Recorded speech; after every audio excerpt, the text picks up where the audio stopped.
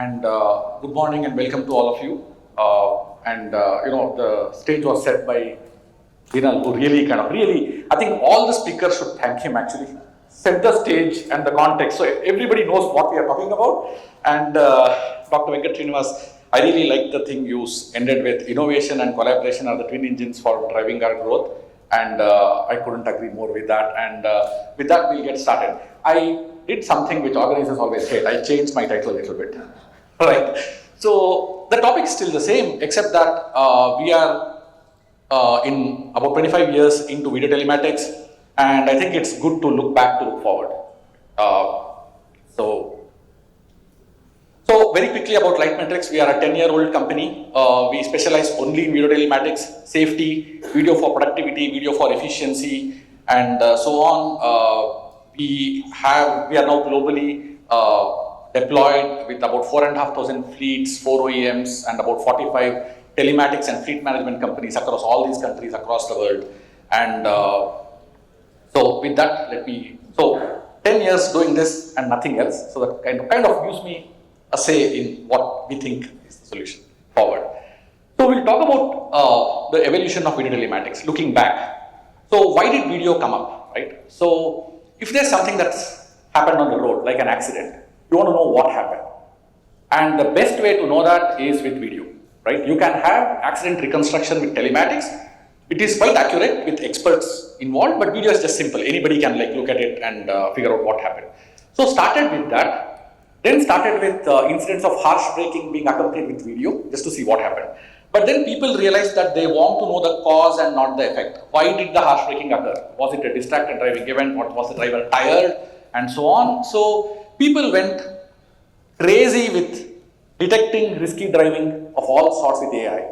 This was around 2015, 2016 when all the Edge AI became popular and good chipsets became popular which allowed Edge AI. But the problem with that approach, which people realize sometime into it, is let us say you are able to detect distracted driving, drowsiness, and a bunch of non-compliances. And let's say you have about 1,000 vehicles in your fleet. At about 5 events a day, the fleet gets 5,000 video snippets a day. Right? What the hell is anybody going to do with 5,000 event videos a day? Right? So it became very clear that while data is very good, you really need intelligent processing, analytics, AI, or whatever you call it. So we believe we are in video telematics 3.0, where the focus is on outcomes and not on features. So if you say, I have distracted driving, a smart fleet owner today asks, so what? What does it do to me? Do you have any case studies which show what my benefits are, right? So the focus is on UI and UX. The focus is a lot on software which enables the UI and UX, and therefore people are more interested on insights and not on data, right? So that essentially is video telematics 3.0. And so in video telematics 3.0, unlike in 2.0 where it was AI, here it is AI meets UX, right? It's user experience which is top of the mind. And so if usability becomes key, then everything becomes easier. So going back to the example of thousands of videos. So if I have thousands of videos, I want to know what is it that I need to really focus on. So triaging becomes a very big thing from a safety perspective. So helping people focus on what really matters and helping them take action on it is essentially the goal with this. So from an OEM perspective, what does video telematics 3.0 means? I think the point here is future proofing, right? And I'll again borrow what Dinal mentioned so well, which is actually very profound. People have to think beyond just building the vehicle. You look at the smartphone industry, right? If you follow somebody like Apple, you see how their revenue from App Store kept going up and up and up. It's not just the devices anymore. And then the software teams in Apple started having a lot more say than just the device teams. So I think OEMs need to give more voice to their digital teams and not just go by the traditional mechanical engineering and electrical engineering teams. And I say this as electrical engineer, right? So this is what is, I think, very important. So to really enable truck as a service model, the reason I gave the Apple example or the Android example is because truck one day will become like a smartphone, where it's an open platform with applications from everybody, and the truck OEMs are going to be at the forefront of it, right? So with things like AIS compliance being top of mind on all OEMs right now, what I would urge the OEMs is not to just look at checking a box with AI compliance. Set the stage for the future. Think about how your digital platform is going to be in the future, right?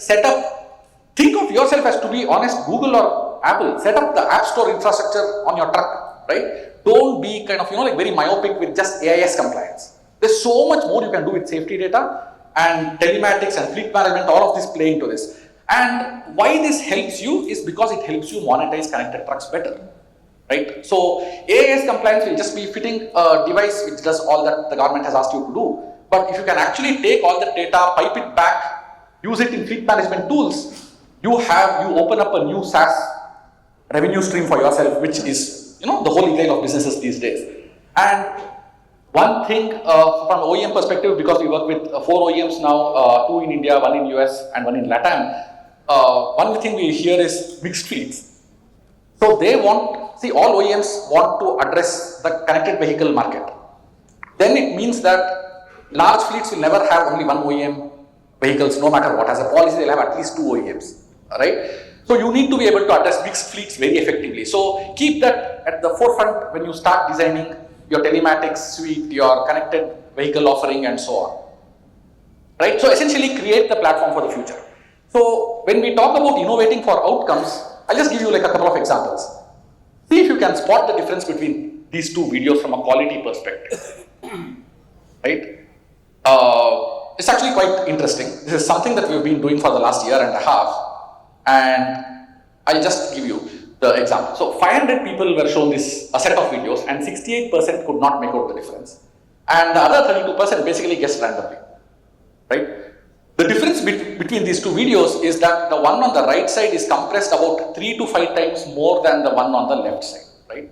So what we are talking about is using AI for video compression. People use AI only for, blaming the driver. Hey, like talking on the phone, don't talk on the phone, don't be drowsy, don't smoke in the truck and all that, right?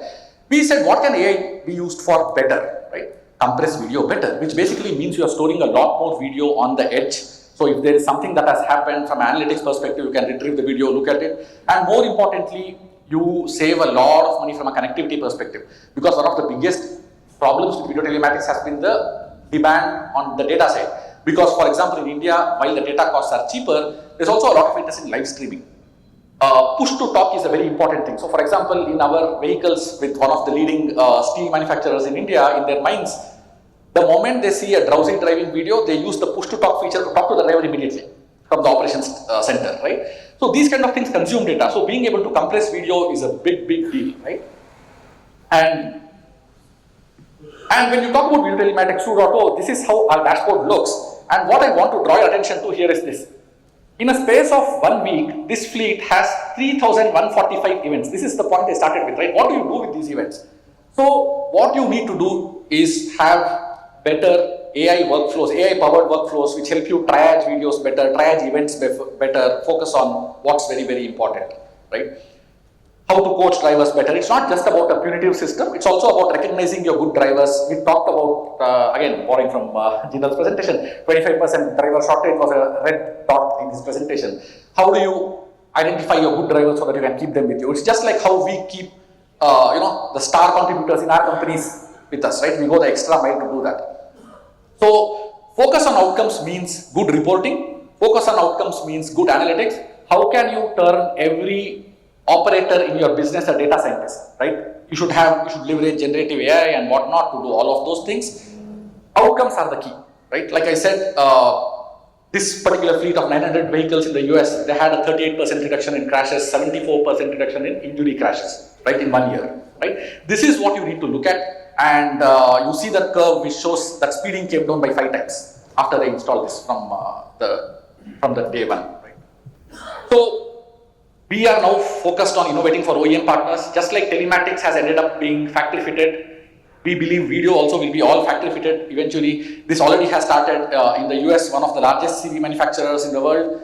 With them, we are factory fitted already. We leverage their camera on the truck to do all the stuff.